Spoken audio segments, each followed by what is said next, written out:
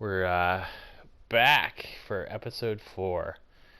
I had to remember what I'm up to because I have been playing this game on another save file. So we are on our way to City of Tears. Alright, hope everyone's been enjoying. So I have played this game, obviously, pretty extensively. There's other players out there who've done fresh run shows, and those are pretty entertaining. I've actually been watching a fresh run, like somebody who's never played the game. Playing better than I am right now. Sorry, somebody who's never played this game before. Doing the first run through and recording it. It's pretty entertaining. There's also a bit of, like, as someone who's played the game pretty extensively myself, there's a bit of, you're missing this thing right here, it's really obvious. Like a lot of breakable walls and things like that they're just straight up. So where I'm headed on this map here is the one sort of sketched outline place. You'll see there's a platforming section there that I've got to go through.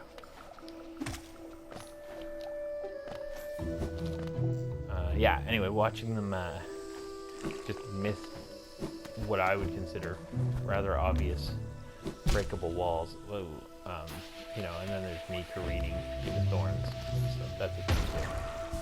But, yeah, being experienced doesn't mean I'm good. There we go. I'm not terrible, I'm just great. I'm not one of these speedrunners or one of these people who can hitless run the, secret ultimate boss or anything like that. I can get through the game and almost 100% it. Technically 111% of it, but it's 112, so I haven't done the math on it. It's 99 point something percent.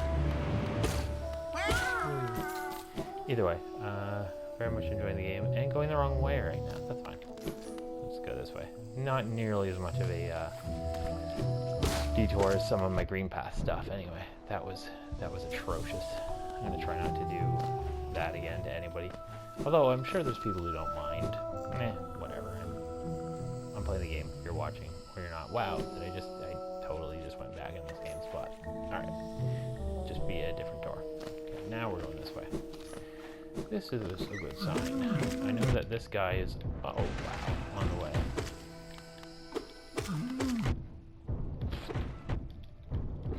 Okay, alright, let me heal. And then I'll go back to getting in this guy's face.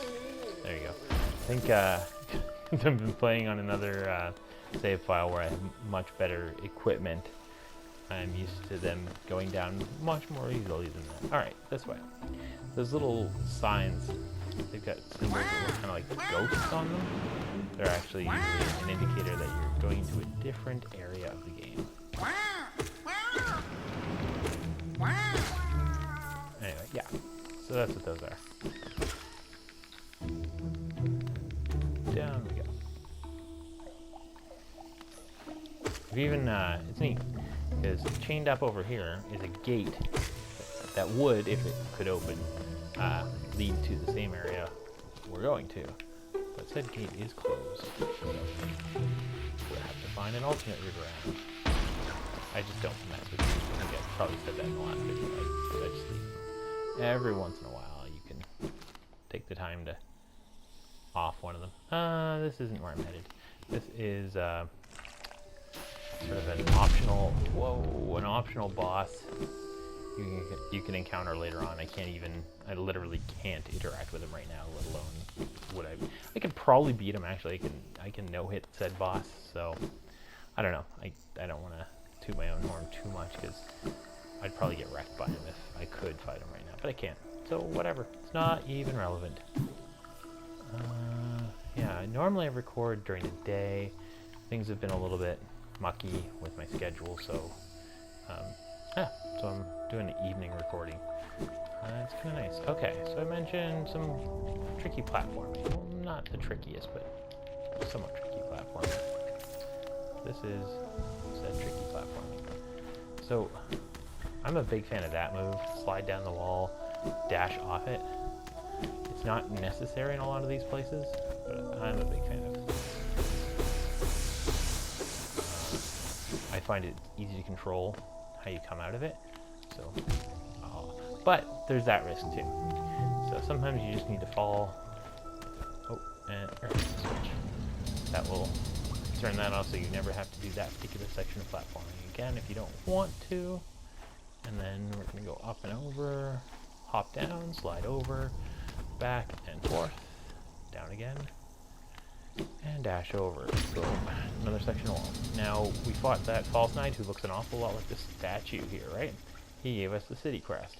If you skipped over that boss, you would have to now go back and get said city crest. Boom. We're going to go through here. Boom, and it closes down behind us.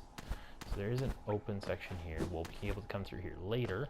We can't yet, but I'll just show you that it's here. Alright, boom. So later on we'll be able to come through here. We're actually going to City of Tears to go to a place called Sanctum and get a spell which will get us through that. Second of 3 spells. And yeah, it's the most, I would say the most useful, right, I don't have this map yet.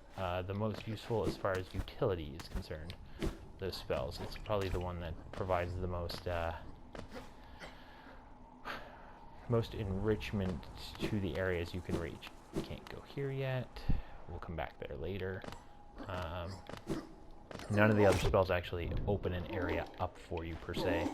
They can be used to, especially the first spell there, Vengeful Spirit, can be used to open some breakable walls in hard to reach locations where you wouldn't easily be able to hit them with your nail. They're not many of those. There's lots of areas that the spell we're going to get now will help open up. So that's kind of my goal for this session. Get that spell, explore the area around it, and then hit a bench. These guys are not too hard, but man, they're trading blows with me a lot more than I'm used to. Again, I'm probably just doing extra poorly because I'm dealing with not having the stuff I've been used to having playing on a different save. You know, I got very used to having being geared up. Power mode. Hey, it's our friend Coral. Love this guy. The map updates in a weird way because you do get access to map areas like for exploration. You just don't get to look at it until you've purchased a map for the area. It's a weird thing. Anyway, once I've purchased a map for the area, I'll also get all the areas that I've personally explored automatically updated on it. I won't have to then go back and update them later.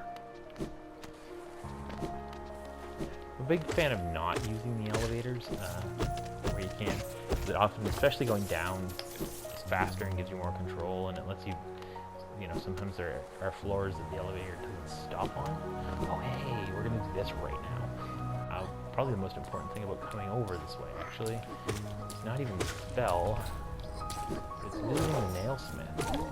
There. I'll look less like a scrub fighting this guy by moving in and out. Yeah, not really my style. Move in and out when I'm fighting a monster. I really want to hit it. It was a real downfall for me for quite a while when it came to fighting bosses in this game. Anyway, I've mostly gotten over it when it comes to fights that I know are going to be difficult if I don't move in and out, as I think I demonstrated well with the False Knight. Most of the time with these smaller enemies, I just control the flow by hitting them. Alright, this guy here's the nailsmith. He's going to upgrade our nail like 4 total times. Yeah, 4 total times throughout the game. This one just costs Geo. After this, there's a rare resource in the game. Well, there are only 6 of them in the game, called Pale Ore, and you'll need 1, 2, and 3 Pale Ore respectively, as well as Geo. But yeah, this is first nail upgrade. which is real significant. Like a lot of these enemies are going to go from taking like 5 hits to 4. It's a pretty big difference, and it'll affect bosses a lot, particularly where I'm going to fight a not super duper easy boss. Probably the hardest one we fought thus far, and with not a whole lot more resources, it's good to have that nail upgrade. Yeah, he took 4 hits instead of 5 like he was previously taking, so that's good. Yeah, and I gotta remember to stop at the bench, which there was one up there. I'll get to another one when I get to a bench. Somebody remind me, haha, that I need to adjust my charms. I have a charm notch free that I haven't put anything into, and I should probably fix that. Ah, jeez. Wow. Alright, let's just throw myself into the enemies and kill them with Thorns of Agony. Yeah. Which I'm going to take off for the boss, because as cool as Thorns of Agony is, it does have a downside, and it's that it sort of lags your drop when you get hit. So you don't immediately fall and regain control of yourself. You hang out in the air for a moment. No, I'm doing the right thing. I think, yeah. I got a platform across here. Yes.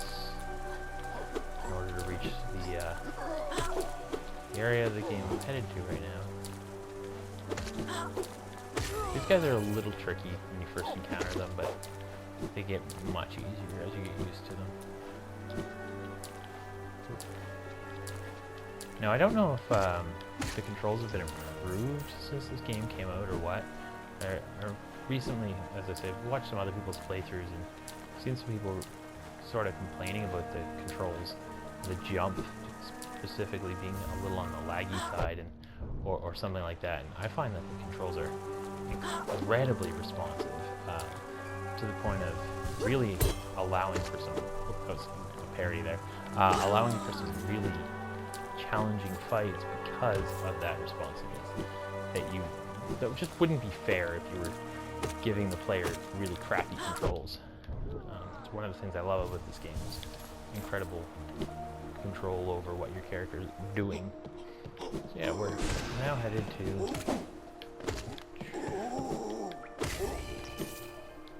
a different area of the City of Tears. Boom. Open that up. Get some geo here. There's a dude over here who buys. Yeah, buys the sort of things we've been picking up as we go. So as you notice, I have a ton of geo suddenly. That's good, because I still haven't bought my lantern, I don't believe. I'm gonna have to go buy that after this. It's just a good thing to have. There's a fair number of areas in the game where it's dark, and if you don't have a lantern, your view screen is limited to like your nail range effectively. So yeah, I don't want to have a visible area about the same as my nail range. Do I have a... Sorry. Yeah. No, I don't yet have a simple key. A simple key can open up that area there. But even then, I tend to leave that area till quite late in the game. And that's not what I'm here for. Some stuff. I'm going to skip this lore stuff. Hey, it's our old friend Hornet, who's not really a villain in the game, if you haven't figured that out already based on the fact that there's a new game coming out starring her. There's another section over here we cannot open up quite yet. I mean, you can, but there's some weird tricks involved in doing it. We'll get over there later. In the meantime, the whole idea of coming in here... Wait. I wish I had the map. Just to, mostly to know where I've been and where I haven't. Right. No, there's an area over here that I want to unlock, I guess? I don't know, maybe I'm totally wrong. 100% wrong. Yeah, I am 100% wrong. It's fine. This is where I came from, and I didn't need to do all that fancy platforming to get up there. Or, no, I did. there was a door I had to open.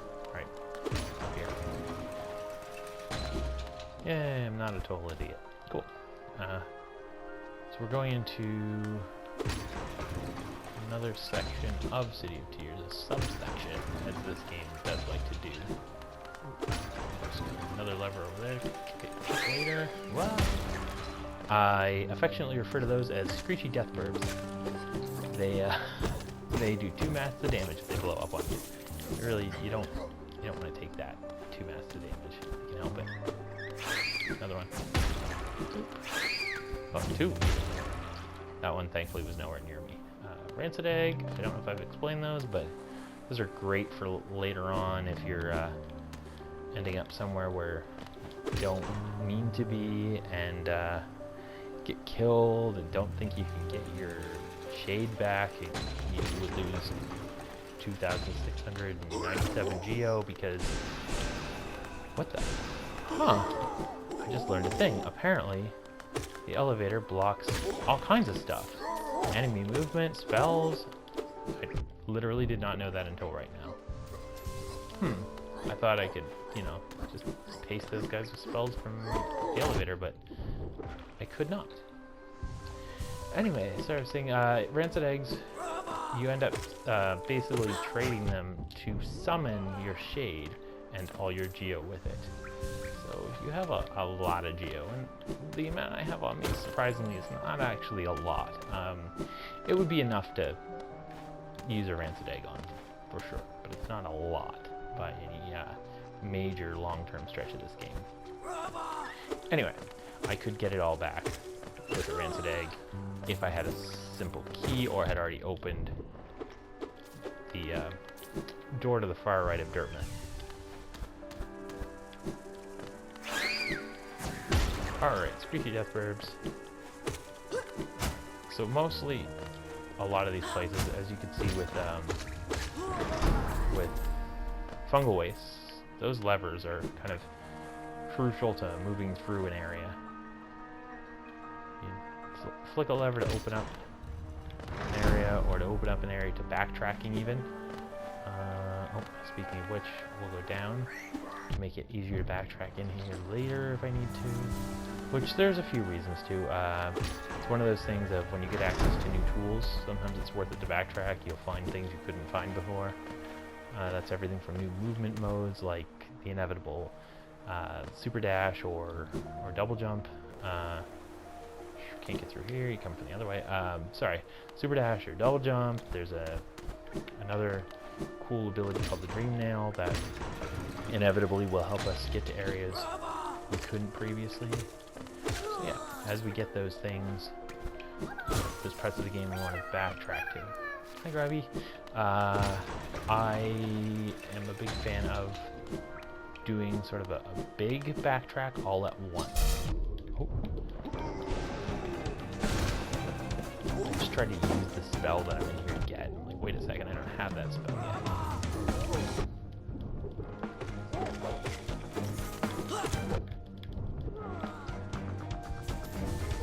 Okay, good. I really thought that was going to get a lot hairier than it did.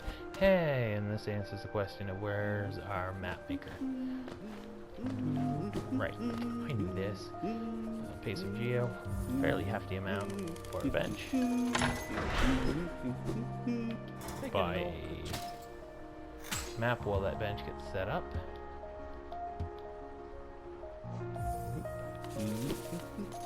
Stop on this bench. Mess with our charms a little bit. Take that guy off.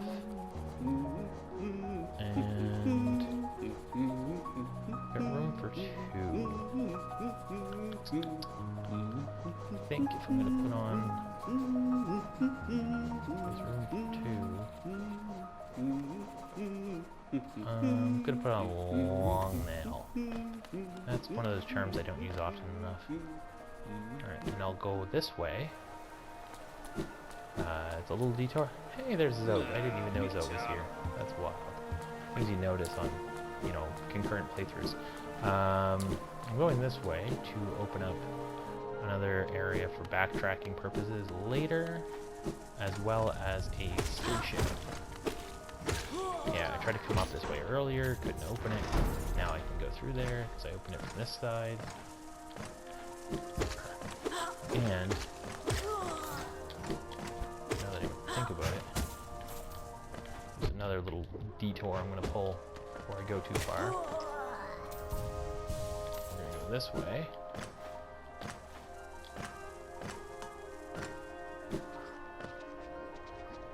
We've got a couple things to get. So I mentioned Dream Nail. It's usable on those. They're called Whisper Roots. You get essence out of it. You'll need essence to advance certain portions or certain aspects of the game, like alternate endings. Effectively, are all going to require a fairly hefty amount of essence before you can get to them. Yeah. There's other things, there's other rewards. Oh, I also mentioned Simple Key. Oh, hey look, Simple Key. There's the first one. You can use it for a couple of things. One of which, as I say, is to access the Royal Waterways here, as well as to access the Gigi, who... Gigi. Anyway, she's the one who restores your shade if you've died in an unfortunate place. Or really, if you just don't feel like walking all the way back to wherever it was. Alright. I'm just gonna quickly unlock this. I'm not even gonna sit on this bench. I might even click to menu at some point to get myself back to the bench I was at. Reasons I'm going this way. I'm going this way for some discoverables, as it were, but also to just get that station unlocked, because having all your stations unlocked is really important to, there you go, I want this opened. Having all your stations unlocked is really your fast travel system for this game, right? And that's important to long-term game speed. Short-term, yeah, a little detour here. So, we can already get to the area to the right here. To the left, though, is a new area where we couldn't go before, because the lift was in the way. Now that lift is out of the way. So we're going this way. Huh. Wall whack, look around, jump into ceilings. You will find things. Sometimes those things are just, you know, a little extra geo. Whatever. It's fine.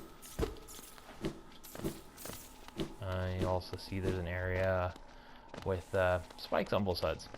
If there's an area like that, expect to get punished for falling into it, but at the same time, expect to have good things you can get. Wow. Huh. Didn't know I'd be able to propel myself up like that. That was just a fluke.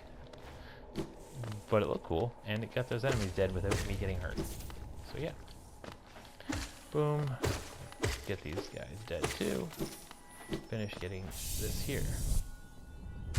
Hey, a piece of a soul vessel. That's our first one of those. There's a total of 9 of those in the game. So you'll eventually end up doubling your maximum soul potential. Alright, now we're going to get back to what we were doing. Yeah. No, I'm not going to click the menu. It's not that far. It would save some time on yours, but there's value in just walking. And, of course, the inevitable chance of getting hit, especially when your nail is up-slashing again. Man, I really gotta switch which controller I'm using for these playthroughs. Give me one of those. Remember Relic Seeker Lem, who I talked to earlier, will buy those. Those guys go for 200 geo a pop.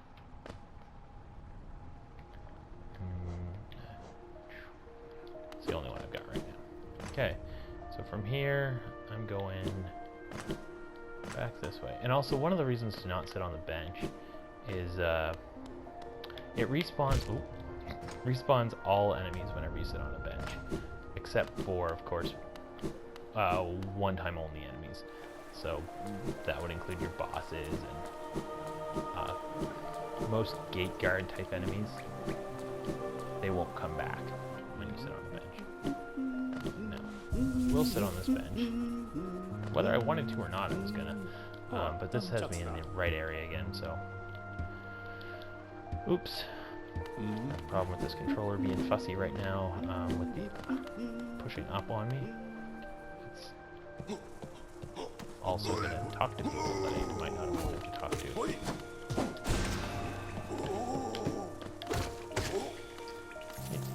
That guy takes a few hits, eh? Here we go. Back into Soul Sanctum. Oh yeah. We're on our way to first encounter with one of these guys. I forget what they're called. That's fine. They're not a boss. Don't let it fool you into thinking they're a boss. They take a few hits, but fair. Mostly they're avoiding their projectiles and getting a whack in. It's not that bad. There's a Soul Warrior we're gonna fight coming up that is technically a boss. Yes. Technically. And we get a music change here, because this is a cool area. Now you'll notice our friend Cornifer, you can hear him, because he's right there. That's, I think, an important spot to unlock. I don't think there's anything else up there really worth getting right now. Later on, this door can be opened. We don't have that key. And we don't have double jump to go up there, so that's more of a come down through there than it is to go up through there anyway. Anyway, we'll eventually get an elegant key and come back to that door. One of a couple one-use only types of... I mean, those are one-use only soul. Oh, right, and the mistakes. So, these guys are called mistakes. They're neat. There's some real interesting lore in this place. I like this whole Sanctum quite a bit for lore. Okay, see switches everywhere to let us come back into places. We'll get over to that switch now, I think. No, that's one we'll come back to later. Oh, fire. Oh, see me getting greedy with these spells. Oh, three for 3. Or 0 for 3, I guess, technically.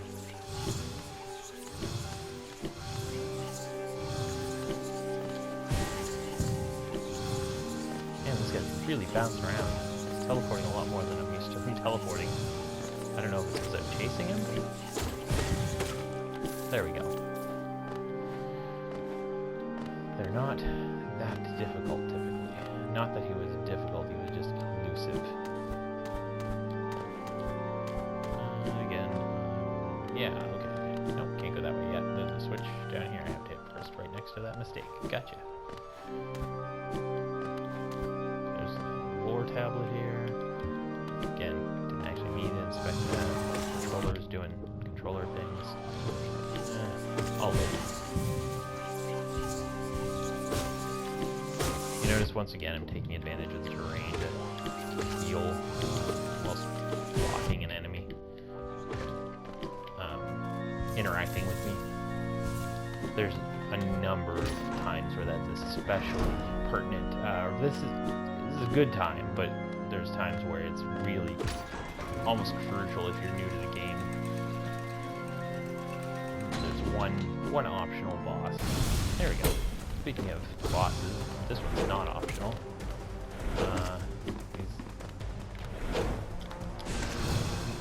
He's not a particularly hard boss. Mostly you want to jump and down slash when he comes at you. Avoid his projectiles by dashing away. Jump and down slash again. And when he teleports down, you want to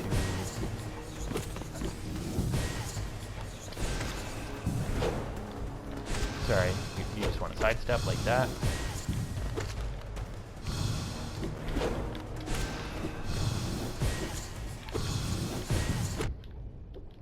There you go. I got him. Projectiles are a nuisance. See, if you look up, there's cracked glass. That's going to be relevant later. Okay, oh, and down first. We'll open up an area. Again, for backtracking purposes. Oh, come on. Erg.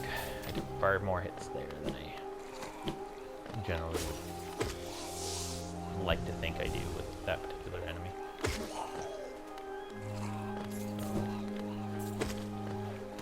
Sometimes, oh, jeez. Sometimes it's worth it to fight an enemy just to get soul out of them. Sometimes you end up making a mistake and walking into the enemy that you thought was going to net a bonus. And instead, they cost. Like, this happened in very one of the reasons the sorted soul charms are really good. Yeah, I'm a big fan. What do I have on right now? Come on, there we go. So soul catcher and a long nail. Long nail doesn't actually give me soul, but because it makes me a little more accurate by providing reach, it's going to net me some soul as well. There's another non-direct soul generating charm to get later, which is quick slash. It ups your attack speed by about 50%, which also means, of course, about 50% more soul, as long as, of course, you've got a target to be swinging at 50% more often. So it can really help in certain more sluggish fights. Not necessarily individual strong bosses, but sometimes. Usually it's when you're fighting a bunch of little things really quickly. Those gate rooms where a ton of enemies are going to come at you all back to back to back.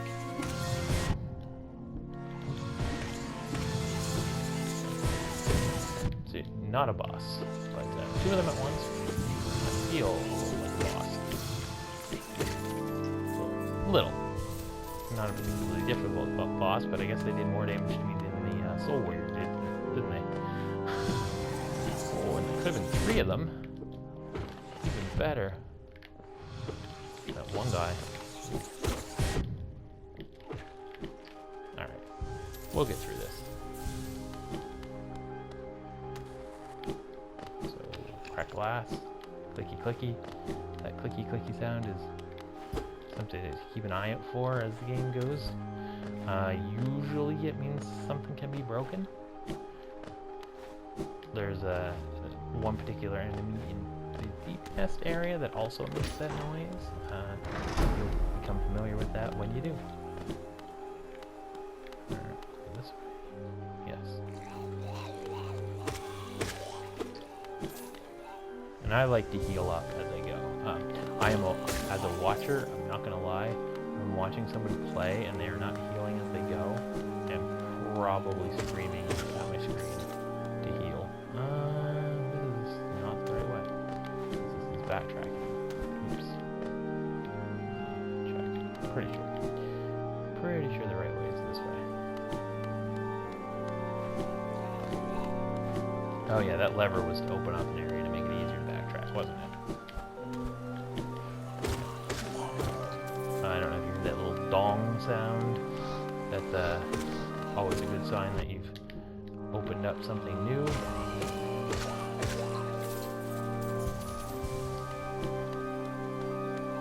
One of the things about this game is it's not extremely linear. There's other places I could have gone before coming to this section, and I just sort of thought about it, and I was like, you know what? There would have been small advantages to having done so, particularly, say, in this area. But, I'm fine not to have gone there first. So, Spell Twister that I picked up drops the cost of a spell from 33% of your soul gauge to, I think, 25? 25, I'm pretty sure. So it lets you cast more spells on a single soul gauge. Alright, here is our boss. You'll see him coming out of the background shortly. And there he is, the Soul Master. This is one of those bosses that has a upgraded form in the game. Soul Tyrant. Soul Master is not a particularly difficult boss. He's got some stuff going on for sure, more than any boss we've fought so far. But he's still not what I would call a crazy hard boss. The Soul Tyrant, on the other hand, is a real step up from this version of it. It's also meant to be fought quietly. So you notice I'm dashing after a lot of my jumps when it comes to avoiding things. That's just to buy me more time, to make sure I completely avoided something. This is also staying close to the center. So yeah, sometimes I expect you like that. Dashing is really important. Heal when he's like this. It's more important than getting hits in. Once you're full, those fragments are great. Some bosses have not invincible staggers, but more durable during their stagger time. So like I say, get back to the center, get some healing done. If you're in the center, drop to the side. If he does that move, you're more likely to get clipped by him. There we go. So the fight looks like it's over. Spoilers, it's not. However,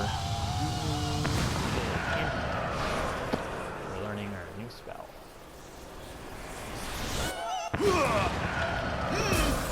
He resists. He's not ready to go yet.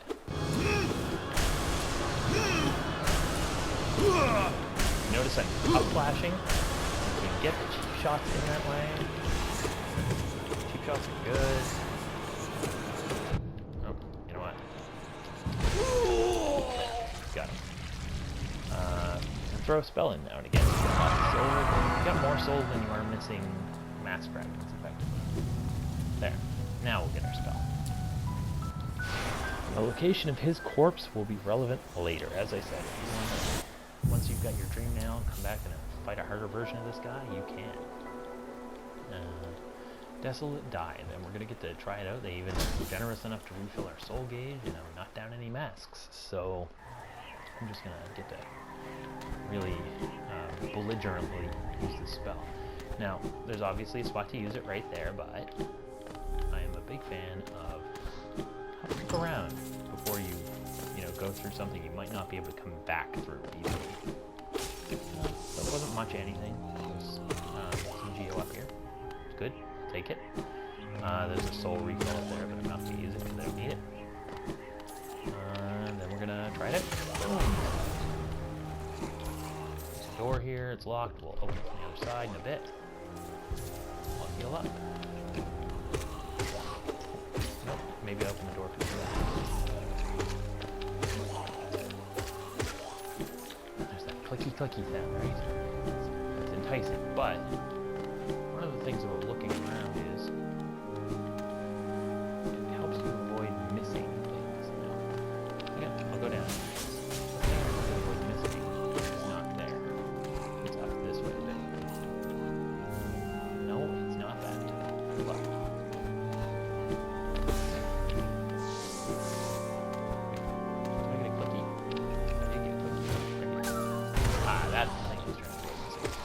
This fight, use your new spell.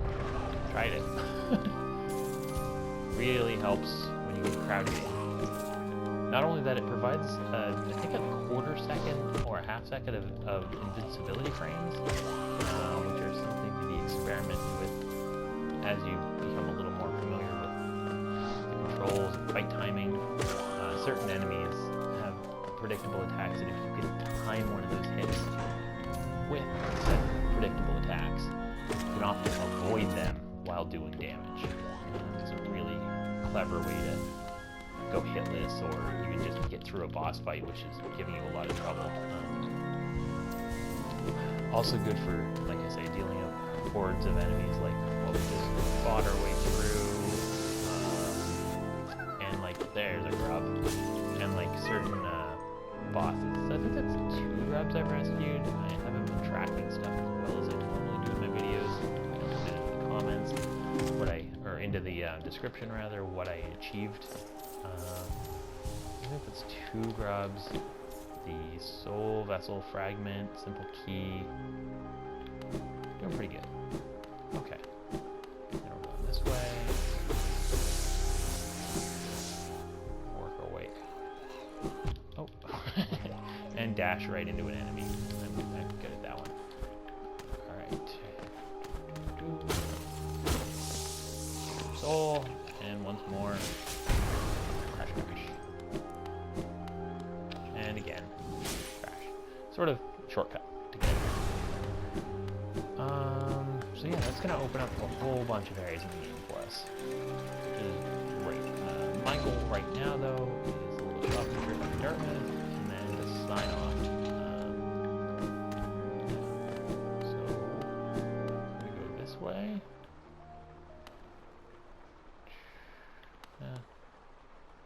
Yeah, right here. Here's my bench.